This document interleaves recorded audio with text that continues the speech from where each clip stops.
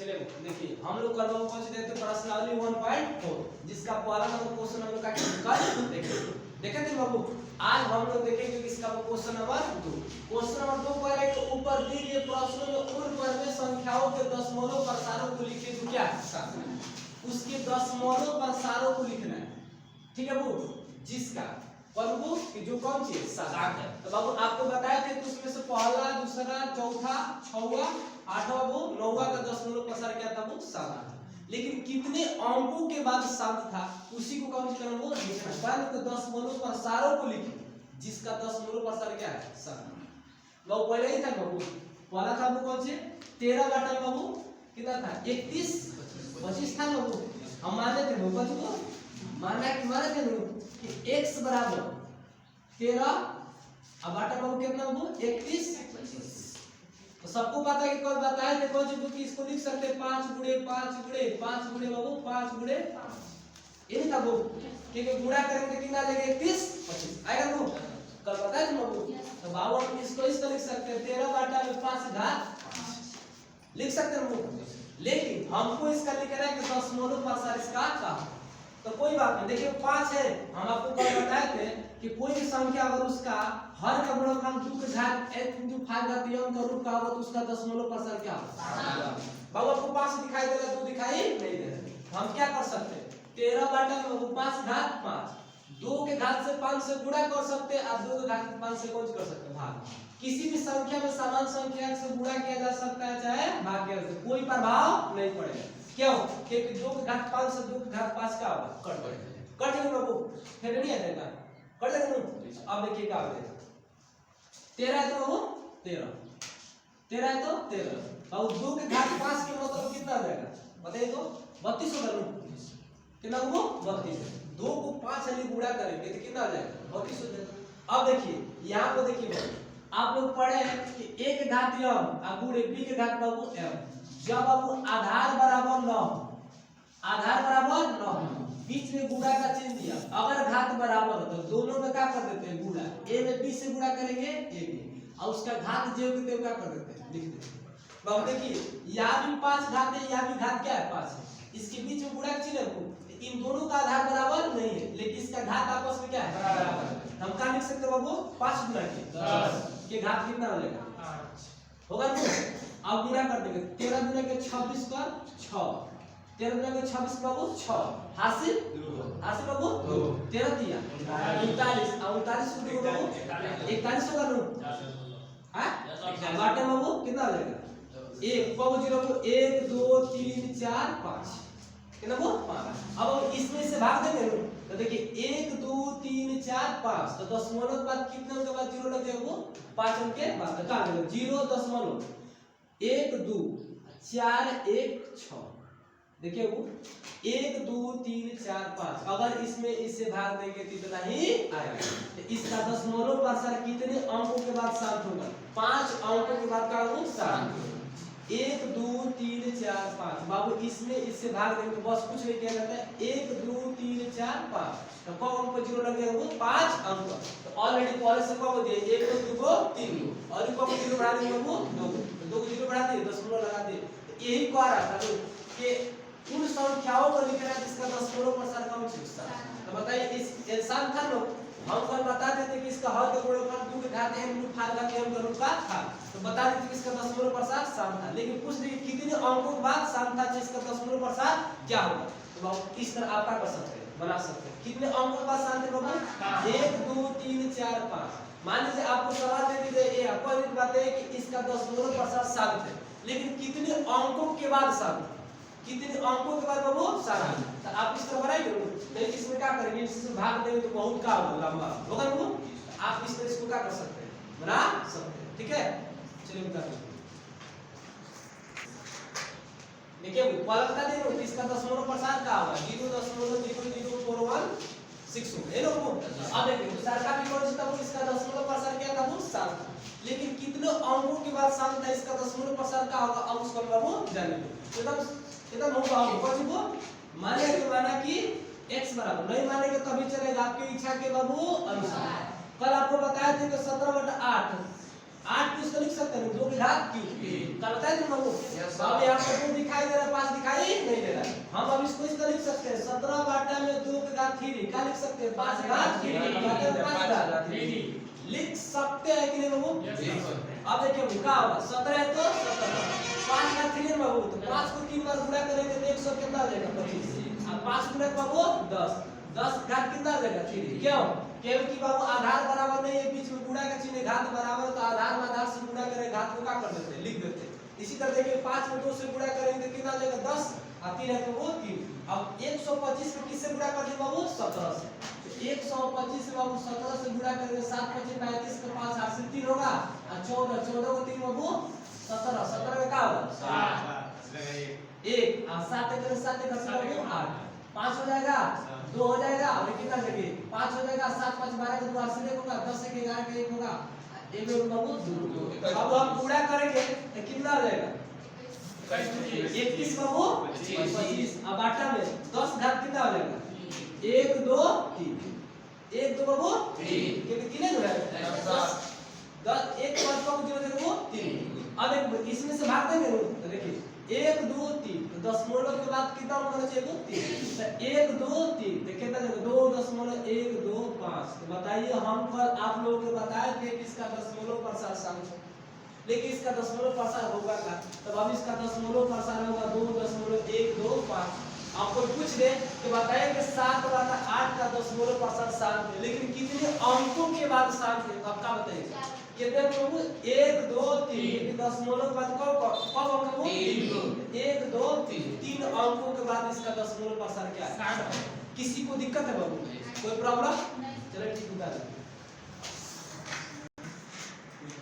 चलो देखिए पहला बता दिए दूसरा भी सान था उसका चौथा वो क्या था वो 7 था 15 बटा में 16 सेम टू सेम उसको भी क्या इसको भी क्या करें इसी तरह बनाएंगे बहुमाना आपकी इच्छा के अनुसार मान भी सकते नहीं भी मान सकते माना कि x बराबर कितना देगा 15 बटा में 2 16 होगा तो कटेगा नहीं 5 जाई 15 5 जाई 15 5 गुना तो 10 0 जाएगा ना तो बाबू x बराबर कितना आ जाएगा 3 अब आटा में कितना देगा 300 और 320 का कौन से निकाले अब आज कोई पर निकालेगा यस सर पर निकाले थे लेकिन आज भी निकाले 2 से कटेगा तो 16 हो जाएगा फिर 2 से कटेगा तो 80 हो जाएगा 2 से कटेगा तो 40 फिर 2 से कटेगा तो 20 2 से कटेगा तो 10 2 से कटेगा तो 5 5 से कटेगा बताया था उस दिन 3 बाटा में 1 2 3 4 5 6 डायरेक्टली दोनों 2 के घात 6 अब पूरे 5 घात 1 बाबू ध्यान दीजिए यहां तो 2 के घात 6 है यहाँ 5 घात का रूप 1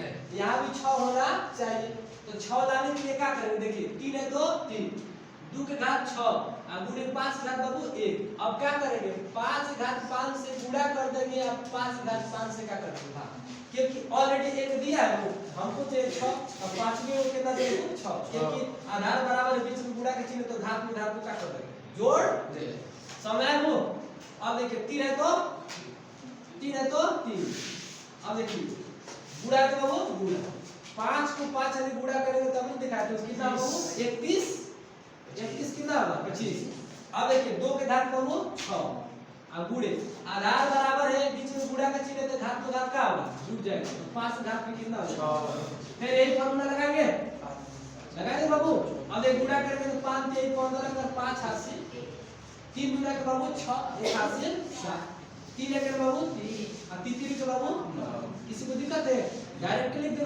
5 गुणा के 10 की घात कितना हो जाएगा 5 गुणा के बाबू 10 की घात 6 वो फार्मूला से बार नहीं बताइए बता दो अब कितना जाएगा 9 3 7 5 10 की घात के 1 2 3 4 5 6 को लो तो 1 2 3 4 5 6 कितना अंकों के बाद 10 बोल रहे हैं तो 1 2 3 4 5 6 यानी कौन जीरो लगाएंगे 1 2 2 10 बोला जाएगा और कितना जाएगा 9 3 7 8 किसी को कोई दिक्कत बताइए इस संख्या का दशमलव प्रसार कितना होगा 0.0093775 किसी को कोई प्रॉब्लम है वो चलिए ठीक है बता दीजिए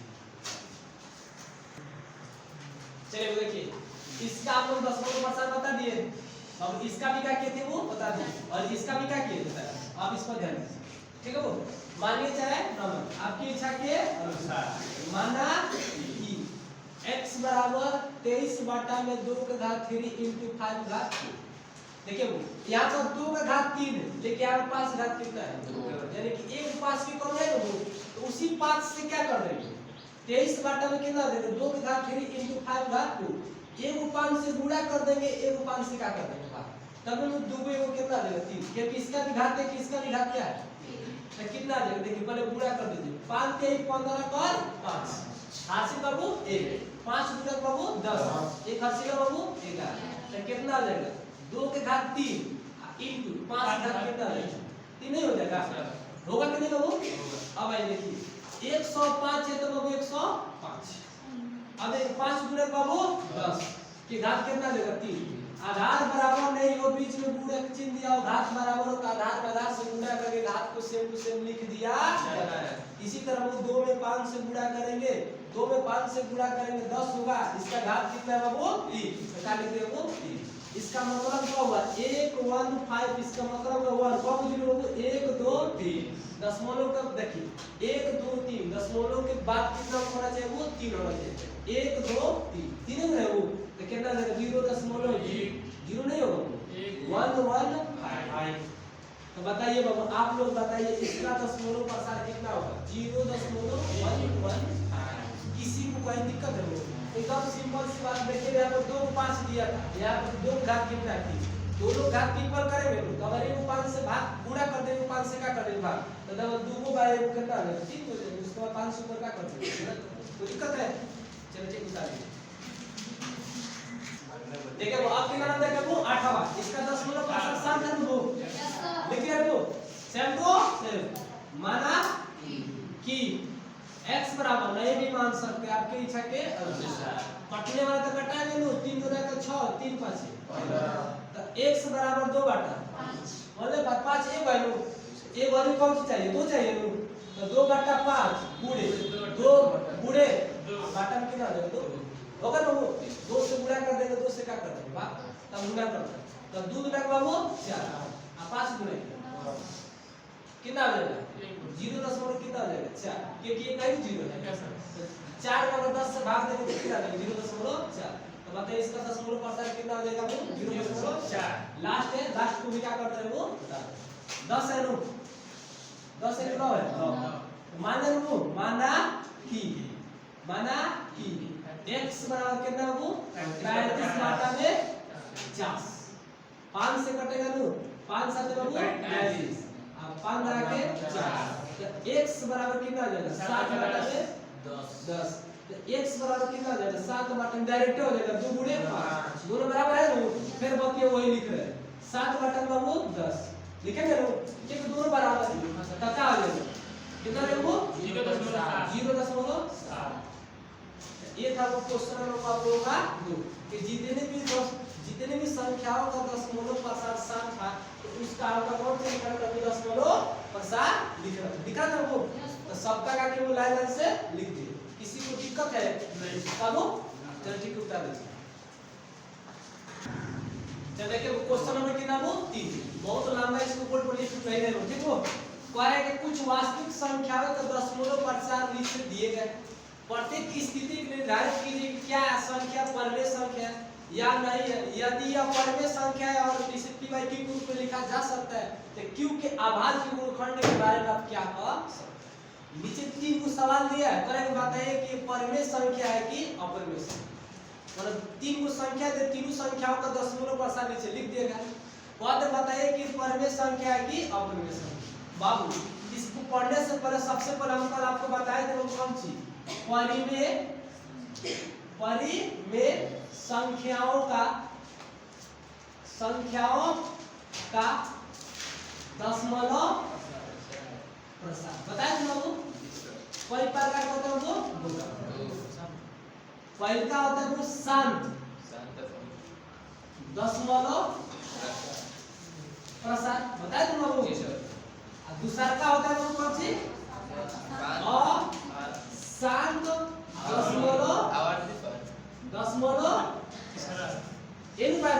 जिसे बात करने में पूरा प्रकट है उसको हम कौन प्रसार करते हैं वो शांत दशमलव प्रसार कहते हैं, चाहे जिस परिमेय संख्याओं का हर का गुणनखंड 2 घातीय विभाग घातीय के रूप में तो उसका दशमलव प्रसार क्या होता है? आप इसको एकदम बेहतरीन ढंग से डिस्कशन किए। अगर इसका अभाज्य हर का अभाज्य गुणनखंड 2 घातीय विभाग घातीय के रूप का नहीं हो तो उसका दशमलव प्रसार कौन सा है? अशांत। देखिए अशांत दशमलव प्रसार कई प्रकार का होता है? 2 प्रकार। पहला होता है, लोग जानते हैं कौन चीज? अशांत आवर्ती बचबू आवर्ती दशमलव प्रसार। दशमलव अगर अशांत आवर्ती दशमलव प्रसार आवर्ती दशमलव प्रसार होगा तो उस कंडीशन में संख्या कौन सी होगी? परिमेय संख्या। क्या बाबू? परिमेय। क्यों? देखिए बात, अगर हम 10 बाबू 3 से भाग देंगे तो क्या लगेगा? 3.333 आवर्ती का मतलब बताए थे कि बार वही संख्या आएगा। हम इसको कौन से लिखते हैं? 3.3 पर के लिए याद कीजिए, क्लास 9 में आप लोग पढ़े उसको p/3 के रूप में लिखा लिखे तो जहां आप दशमलव का बार वही संख्या आएगी तो कौन सी होगी? अशांत आवर्ती दशमलव प्रसार होगा, लेकिन उस कंडीशन में वो संख्या कौन सी हो जाएगी? परिमेय संख्या। दूसरा का होता है कौन सी? अशांत अनावर्ती दशमलव प्रसार। तो उस कंडीशन में कौन संख्या होता है? अपरिमेय संख्या। कौन संख्या वो? अभी अनावर्ती का होता है। मानो कि देखिए दोहराया है, जैसे कह देखिए 4.5 6 7 8 9 2 3 कुछ भी लिखा होगा, कोई संख्या से दोहराया गया वो यहाँ पर बार 3 आ रहा है यहाँ पर बार आया है, लेकिन इसका दशमलव प्रसार क्या है? अशांत। उसको कहा जाता है अशांत अनावर्ती दशमलव प्रसार। उस कंडीशन में संख्या कौन सी है? अपरिमेय। ये बहुत मोस्ट इंपोर्टेंट टॉपिक है, इसको एकदम ध्यान देना है वो। ठीक है वो? कोई दिक्कत? तो चलिए अब देखिए सवाल उठा देगा कर लेंगे, बना देंगे। तीसरा का वो पॉल, तीसरा का पॉल कौन सी दिया है? 43.123 4 5 6 7 8 9 कौन बताइए कि इसका दशमलव प्रसार शांत है कि अशांत? अगर शांत है अशांत है बताइए कौन संख्या है? तो लिखेंगे चूंकि इसका दशमलव प्रसार क्या वो शांत है। कब जी वो शांत है क्योंकि इसके बाद कुछ दिया वो तो जानते हैं कि इसका दशमलव प्रसार शांत होता है, परिमेय संख्या होता है। इसलिए यह कौन संख्या होगा? परिमेय संख्या। समय वो तो संख्या होगा। इसका अभाज्य गुणनखंड के बारे में बताइए। तो इसका अभाज्य गुणनखंड किस रूप में होगा? 2 के घात n × 5 घात m के रूप के होगा, तब इसका दशमलव प्रसार का होगा वो शांत। किसी को कोई दिक्कत है? काबू देखिए किसी भी परिमेय संख्या का दशमलव प्रसार कितना 2 प्रकार के होते हैं। एक शांत होते हैं, कौन से होते हैं? शांत होगा, अगर भाग देंगे पूरा कट देगा तो उससे कौन सी होगी? शांत। अगर शांत होता है तो उस कंडीशन में संख्या कौन संख्या होती है? परिमेय संख्या। इसका देखिए दशमलव प्रसार क्या है? शांत है, इसलिए कौन संख्या देंगे? परिमेय संख्या। अशांत होता है तो अशांत 2 प्रकार के होते हैं, एक होता है अशांत आवर्ती दशमलव प्रसार, एक होता है अशांत अनावर्ती दशमलव प्रसार। अगर किसी संख्या का बार वही संख्या उसको कौन सी कहा जाता है? अशांत। उस कंडीशन में कौन संख्या होता है? परिमेय संख्या। अगर किसी संख्या का बार वही संख्या नहीं लेकिन अशांत हो तो उस कंडीशन में कौन संख्या होती है? अपरिमेय संख्या। आप अब इसको बैठा दो हम, किसी को दिक्कत है? हैं? बता रहे हो? चलिए अब इसका दूसरा क्या नंबर देखिए, कितना नंबर वो? दूसरा नंबर